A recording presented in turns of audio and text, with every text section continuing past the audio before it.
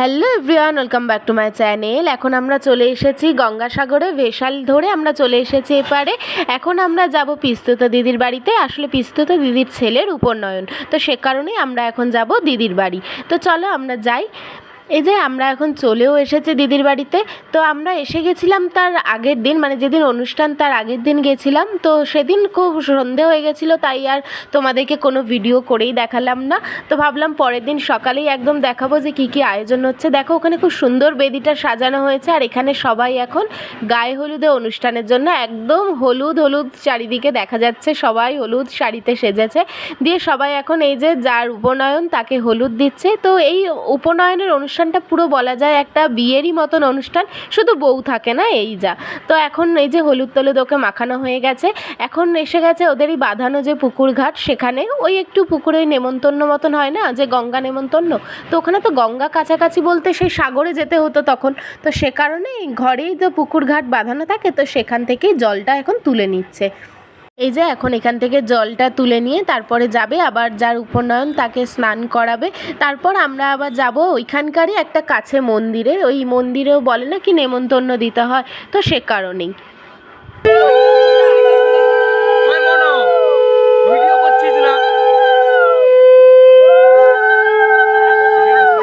এদিকে আবার হচ্ছে নান্দিমুখের কাজ। চলো আমরা এবার যাই, একটু টিফিন করে নিই। টিফিনে হয়েছিল ঘুগনি, আর তার সাথে ছিল লুচি আর মুড়ি। তো আমরা সকাল সকাল আর লুচি টুচি খেলাম না, সবাই মিলে একটু মুড়ি খেয়ে নিলাম। তার সাথে এই যে আমি দেখো 2টো রসগোল্লা নিয়েছি। চলো এবার আমরা চলে এসেছি মন্দিরে। অনেকটা দূর জানেন তো, মানে প্রায় অনেকক্ষণ লাগলো। আমরা হেঁটে হেঁটেই সবাই এসেছি মজা করতে করতে, তবে বেশ খানিকটা রাস্তা। তো আমি আর মা একটু দেরিতে বেরিয়েছিলাম বলে ওদেরকে খুঁজেই পাচ্ছিলাম না, ওরা কিছুটা এগিয়ে চলে গেছিলো। তো সবাইকে আবার জিজ্ঞেস করছিলাম যে হলুদ শাড়ি পরে সবাই কোথায় গেছে বলো, আমরা সেদিকে যাব। যেহেতু নতুন জায়গা, তো মন্দিরটাও আমরা খুঁজে পাচ্ছিলাম না। তো যাই হোক লাস্টে মন্দিরটা গেলাম, তো খুব সুন্দর মন্দিরটা। ওখানে কিছু ফটো টটো তুলে নিয়ে তারপরে আবার সবাই মিলে একসাথে হই হই করে চলে এসেছি। আর আসা মাত্র এত গরম লাগছিল যে একদম হাতে নিয়ে নিয়েছি ঠান্ডা ঠান্ডা লস্যি। তো লস্যি টস্যি সবাই মিলে একটু খেয়ে নিলাম। ওই স্টলে লস্যিই দিয়েছিল, যেহেতু গরমকাল, মানে বলাই যায় গরম পড়ে গেছে, এত গরম। তো যাই হোক আমরা লস্যি টস্যি খেয়ে নিয়ে এখন এই যে দেখছি এখানে এবার সব আয়োজন শুরু হয়ে গেছে উপনয়নের। আর আসলে জায়গাটা এত বড় খোলামেলা, তো তাই সবাই মিলে আরাম করে বসে একদম অনুষ্ঠানটা দেখতে পেয়েছে। ওই যে পাপা ওখানে কাঠ নিয়ে আসছে, বাকিরাও এখানে সবাই এখানে চেয়ার টেয়ার পাতা হচ্ছে সবাই যাতে বসতে পারে, সে কারণে। এই যে মন্দির থেকে এসে সবাই একটু সাজগোজ করে নিয়েছি। এই যে এখন তোমাদেরকে যে হাই করলো সে হলো আমার পিসিমণির ছোটো মেয়ে, আর তার পাশেই যে দাঁড়িয়েছিল শাড়ি পরা আমার পিসিমণির মেজো মেয়ে। আর এখন আমরা যার বাড়িতে আসি, এই যে আমার পিসিমণির বড় মেয়ে, মানে বুলিদি, তুলিদি আর মিলিদি। তো এখন এই যে এখানে অনুষ্ঠান চলছে এখন। আর চলো আমি এখন চলে এসেছি এখানে মেনুতে, দুপুরবেলায় ঠিক কী কী আয়োজন হচ্ছে। এই যে এখানে বেশ জোর কদমে রান্নার আয়োজন চলছে, পাপা একবার এধার ওধার করছে। এর আগেও অনেক উপনয়নের অনুষ্ঠানে গেছি, কিন্তু এই অনুষ্ঠানটায় আমি বেশ অনেকক্ষণ সময় ধরে বসে, মানে পুরো নিয়ম কানুন আচার যেগুলো রয়েছে সেগুলো সব দেখছিলাম, বেশ ভালো লাগছিল জানেন তো। আর এই যে ওকে এখন বসিয়েছে ওই শিলের ওপরে, যেখানে ওকে ন্যাড়া করা হবে।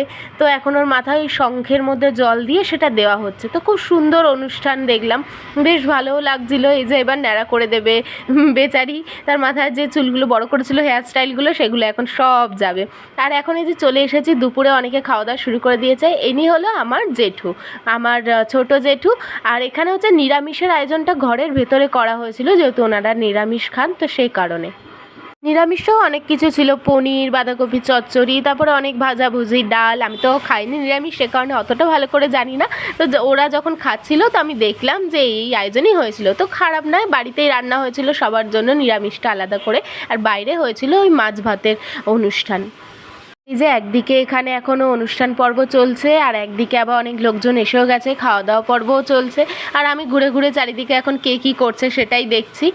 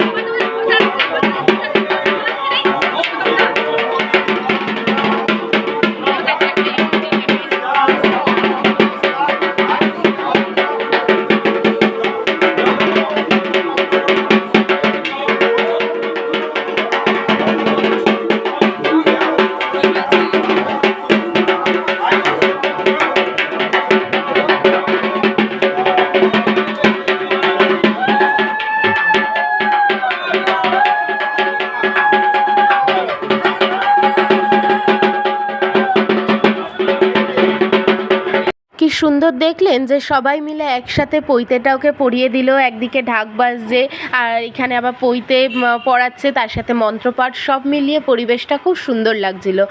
চলো এবার আমরাও খাওয়া দাওয়াটা ওখানে সেরে নিই, কারণ অনেকটাই বেলা হয়ে গেছে।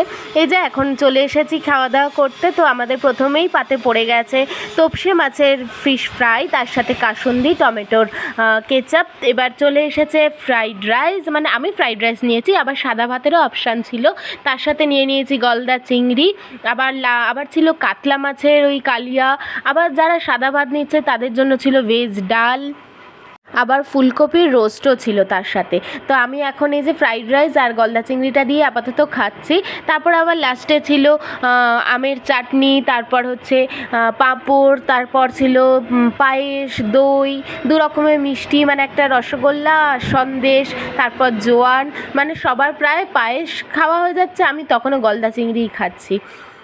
এই যে আমাদের খাওয়া দাওয়া হয়ে গেছে, এখন চলে এসেছি, এখন এখানে ওই চড়ু দেওয়ার যে অনুষ্ঠান পর্ব সেটাই চলছে। ওই সবাই চড়ু দিয়েছে, মানে যারা উপোস করেছিল তারা অন্ন চড়ু দিয়েছে, আবার অনেকে ওই ঘি চড়ু দিয়েছে।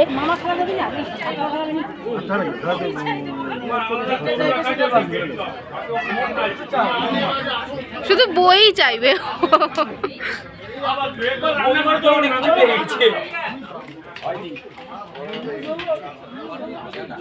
ব্রাহ্মণকে তো মামা নিয়ে যাবে।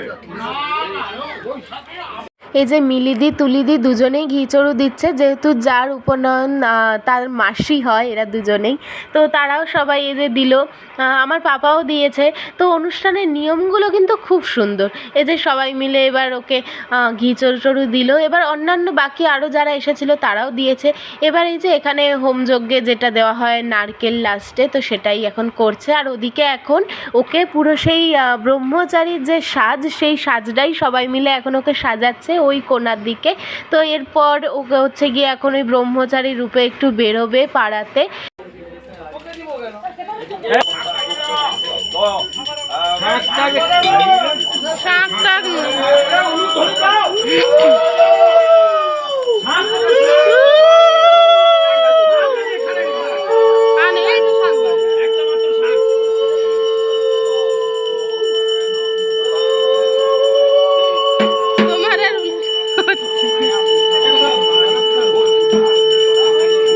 এই যে ওকে পুরো সাজানো হয়ে গেছে, দেখো বেশ সুন্দর লাগছে দেখতে।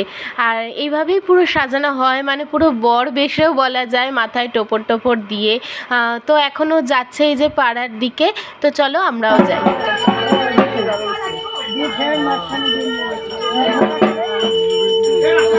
এই যে এখন চলে এসেছি রাস্তার দিকে। তো এখানে খুব সুন্দর একটা নিয়ম দেখলাম, যেটা বোধহয় সব উপনয়নেই হয়। এই রকমভাবে আবির দিয়ে 3টে দণ্ডি কেটে দেওয়া হচ্ছে। তো ও নাকি এই 3টে গণ্ডি যদি পেরিয়ে যায় তাহলে নাকি বলা হয় যে সন্ন্যাস হয়ে যাবে, আরও কখনো ফিরে গৃহে আসতে পারবে না।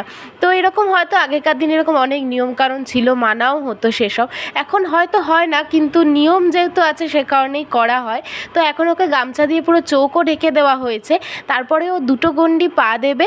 তো তারপরে যে মামা থাকে, মামা এবার কোলে করে পুরো ওকে একটা ঘরের মধ্যে নিয়ে চলে যাবে, যেখানে কিনা ওকে পুরো 7 দিন থাকতে হবে। ও বাইরে সূর্যের আলোও দেখতে পাবে না, আবার বাইরের কোনো লোকও ওর মুখ দেখতে পাবে না। মানে নিয়মটা খুব কষ্টেরই বলা যায়, ওই পুরো 7 দিন ঘরে বন্দি থাকাটা।